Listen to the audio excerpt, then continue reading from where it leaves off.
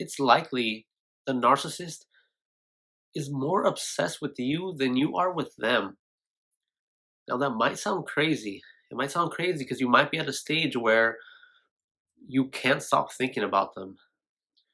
You maybe recently broke up with them and you're all they think about.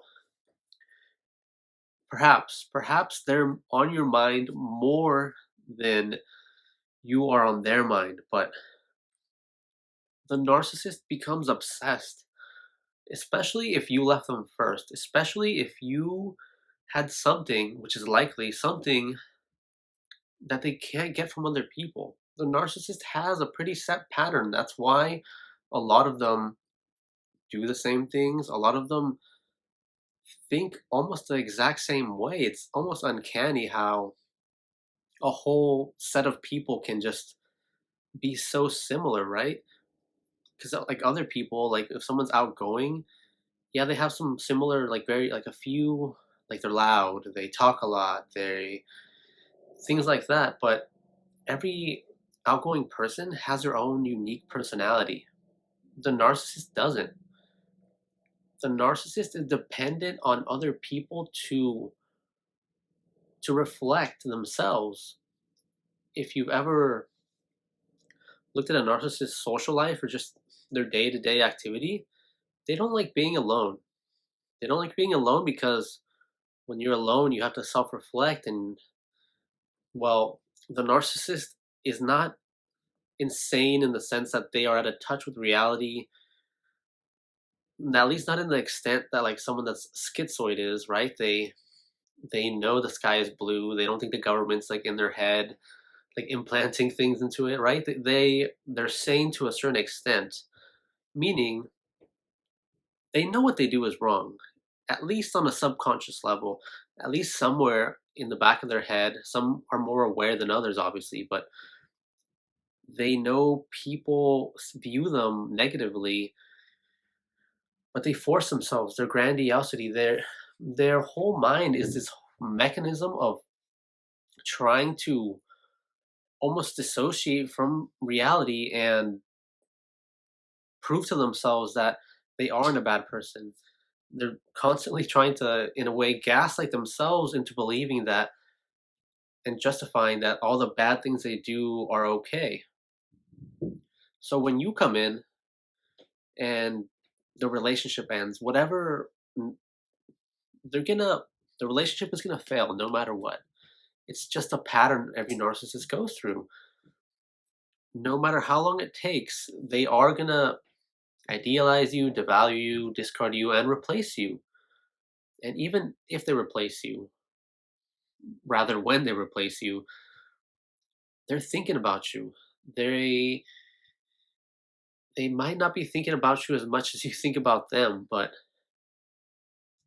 the narcissist's mind is constantly attacking them. They're constantly running away from themselves.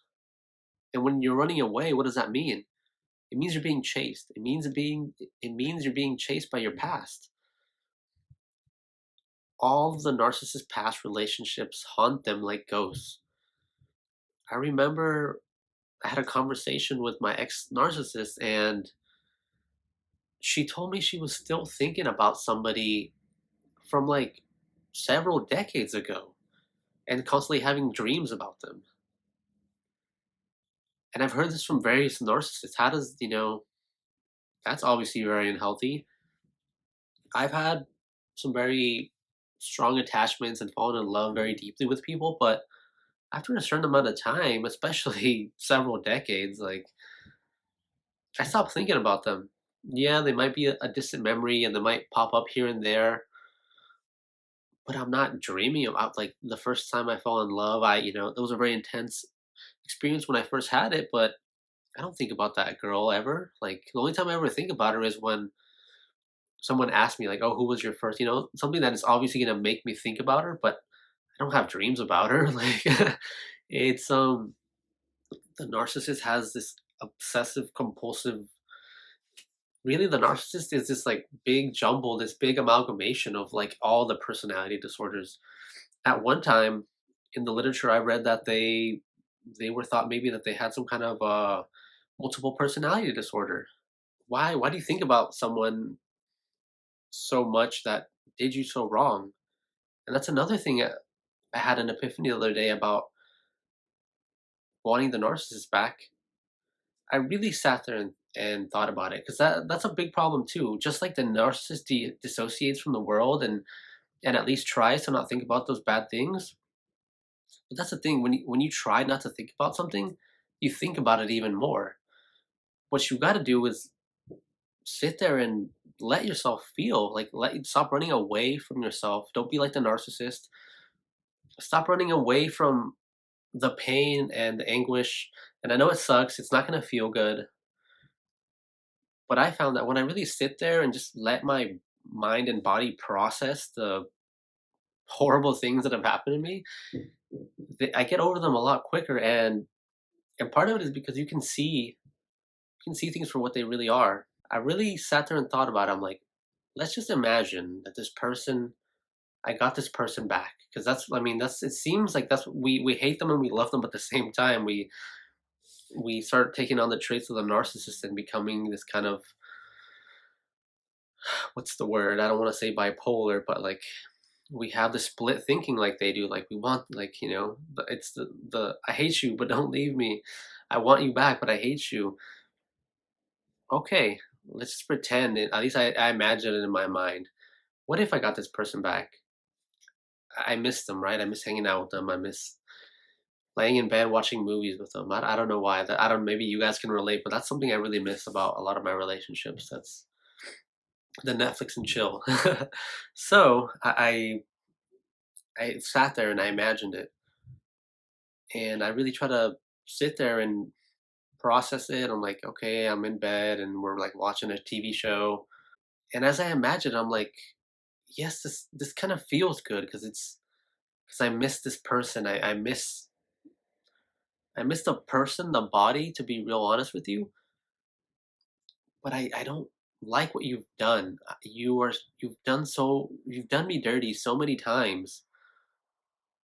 I miss you and I still love you, but I don't like you anymore. And it really just I had this kind of epiphany moment where if I was to meet up with them, even if she apologized and made it somehow try to like something a narcissist would likely never do, but they apologize and we made up and whatever, we hang out and then we go Netflix and chill. In that moment, I would probably be like, "Yeah, this is nice. Maybe it feels good, but I just don't like this person anymore. I don't. They've pushed me too far. They've done too many bad things to me, and maybe you can reconcile with this person. That's a thing. Like a lot of people are labeling others as narcissists when they might just be a-holes, like, whatever happened to just being a dick? Because in reality, it's pretty rare.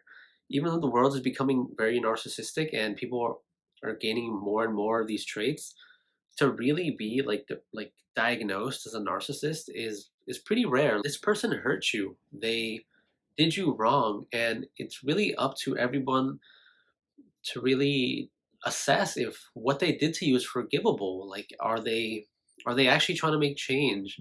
This is another human being, no matter what, right? Like, narcissists or not, they're a human being, and if you get back together with them and you haven't healed, you haven't really processed it, you get back together and you realize you actually don't want this person back, or that you wanted them back, you wanted that feeling back, but you can't forgive the person. You can't forgive whatever they did to you. They cheated on you. They did whatever, and now you're hurting another person, and it's just perpetuating more narcissism, more hurt and pain, and it's not good for anybody.